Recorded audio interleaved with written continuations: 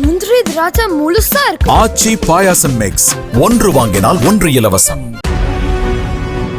தெலுங்கு படத்தில் நடிகர் பாலகிருஷ்ணா எப்படி வசனம் பேசுவாரோ அதே போன்று விஜய் பேப்பரை பார்த்து படித்துக் கொண்டிருக்கிறார் என்று சீமான் விமர்சித்திருக்கிறார்.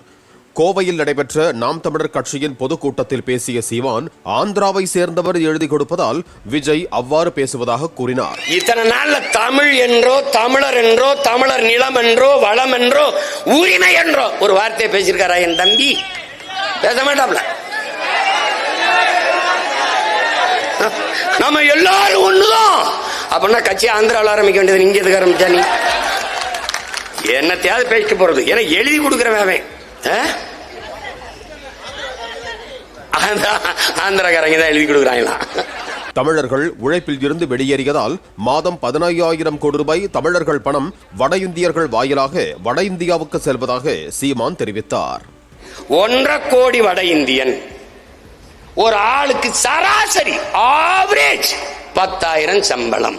மாசம் 10,000, மாசம் 10,000, 15,000 வாங்கலாம், சில 20 வாங்கலாம். சராசரி 10,000 என்றால் மாசம் 15,000 கோடி உன்னுடைய நாட்டின் பொருளாதாரம் வட இந்தியாவுக்கு போகுது. நீ உழைப்பில் இருந்து வெளியேறதுனால மாசம் 15,000 கோடி, வருஷத்துக்கு 1,80,000 கோடி போகுது.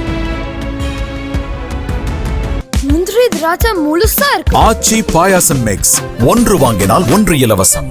பிளே ஸ்டோர் மற்றும் ஆப் ஸ்டோரில் இருந்து பாலிமர் செயலியை QR கோடு மூலம் பதிவிறக்கம் செய்யுங்கள். செய்திகளை உடனுக்குடன் பெறுங்கள்.